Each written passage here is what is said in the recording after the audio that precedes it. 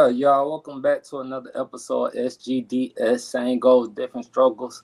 This is episode number 38, man. I got my brother back with me today. What up, CJ?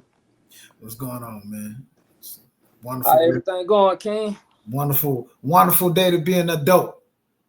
I don't think no day it's wonderful to be in a fucking adult. Fuck being an adult. I hate being an adult. All right, man. Today, man, before I get started, man, if you're new to the channel, please do click the subscribe button, man. Click the like button. Leave your comments if you have anything. I read all comments. I do reply to some of them. Some of them I just don't even care about. Today, we got an episode, very special episode, man. It's a new movie out called Sinners, man. Very, very, I like the movie, man. I gave it 10 out of 10. I don't know. We're gonna get CJ opinion. I want to give a special shout out to Ryan Cougar. If I'm saying your last name wrong, bro, I do apologize. Kugler. All right, then. Kugler, man. A very talented director, man. This was a special movie based in back in Jim Crow times, 1938 in Mississippi. I want to get your opinion on it, man, before I get really started into any questions, man. I want to get your opinion on how you feel about the movie, bro. The movie is a phenomenal piece of work. Mr. Kugler is a phenomenal director. I want to be like dude one day. I ain't gonna hold you. When I get putting things together.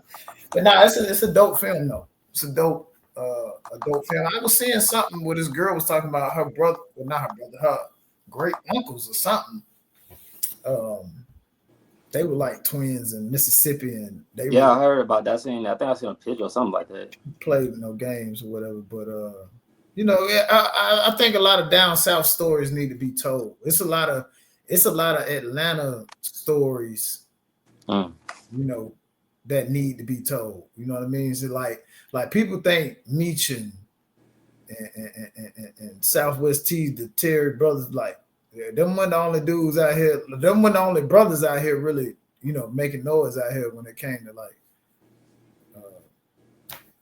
drug dealing or whatever. But I think a lot of those southern down south stories need to be told. And I think he just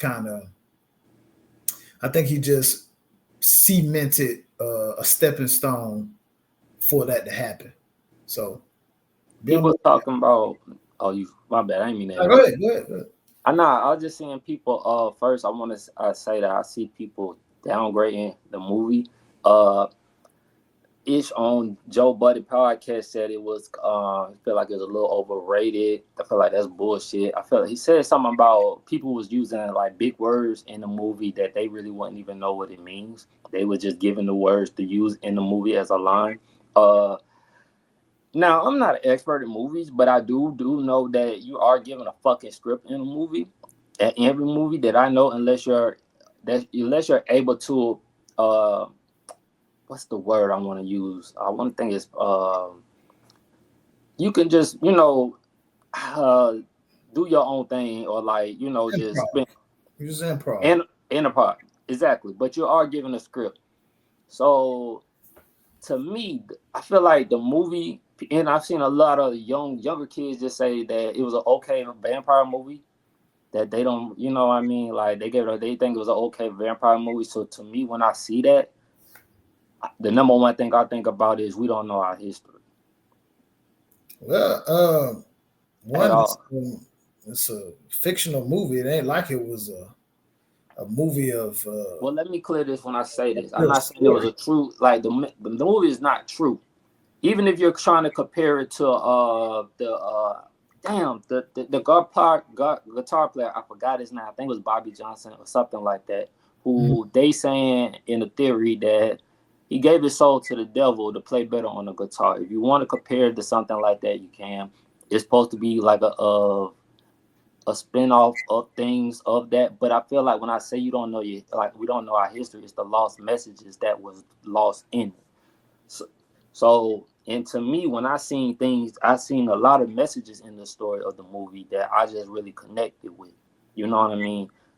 I could start from the beginning where just as like from when I'm starting the storytelling of when smoking. I'll go back. I ain't even gonna say this. I start at the beginning where the preacher boy, before anything, he worked on the plantation. You work on the plantation from Monday to Friday. Saturday was supposed to be your off day. Sunday you give to God and religion. Am I wrong or right on this? I mean, depending on the religion, so I'm assuming they were Baptist. Christian or Baptist, but that's why I just said Usually. religion. I didn't give a specific religion. Yeah. Depending on where you at in. So this was based in Jim Crow. So we're basing it, I mean not Jim Crow, based in Mississippi during these times of Jim Crow. So that's where we're basing the movie stance at. I can't say what was going on in different states as far as Chicago or up north. So I'm just basing it in Mississippi right now. But during that time, they was working on the plantation. He did his hours of work. Sammy, the boy's name was Sammy. He did his hours of work. He went in and told his father, he did his hours of work. He just wanted to be free for one day. Mm-hmm. To me, that was a big message just for me that a black man just want to be free. That's when I was just saying, you like in the world, still in this day, we still are still fighting to be free. Now, how do you feel about that? Do you feel that it's just did you pass by that message or did you see that message as well? I don't. Or what did you see? With him being wanting to be free, well, in reality, they were free. How do you feel like they were free? Because I mean, this is a period piece directed towards, well after, quote unquote, slavery. So he was free to do whatever he was doing. Like, we also got to understand that's one of those towns where back then that actual town, I can't remember the name of it, but that's one of those towns that actually thrived after that slavery period. After slavery was free. After slavery, but so that's another great point. After a time, it was still it did strive. That was one of the reasons the twins. I wouldn't say that was the reason they left. They left for their own parental reasons. They went to Chicago, but when they picked up their cousin Sam, he told them to ask them about, he asked them about Chicago and how it was because he heard a different vision for a black man in Chicago. Right, and they told him it's the same thing. Just the same thing. It's no different. Yeah, but that's like today, in today's time. It's no difference from being in Alabama or being in. It ain't no difference. I mean, you can see that now. So you feel like a man can strive anywhere? You can strive anywhere, wherever you put it. So that's where it comes in. That's why I be talking about, like, when black people have taken this victim mindset. Mm-hmm.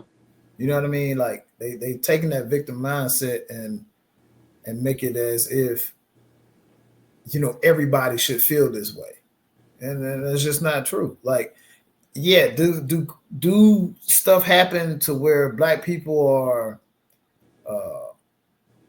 mistreated? People are outcast in certain facets of life. Yes, that does happen. I'm not saying that, because the systematic racial systems some of these places are still in place, but in that same breath, I'll say we are in a position to where we don't have to go to these certain spots for these resources. You see what I'm saying? Like, black people make enough money. We spend, let's say this, we spend enough money to change our circumstances overnight. But the issue that we have is, you got black people who are, well off or decent or make a decent living, and then you got poor black people. So let me ask you this then, bro, because you always say we have this victim mindset, right? And you always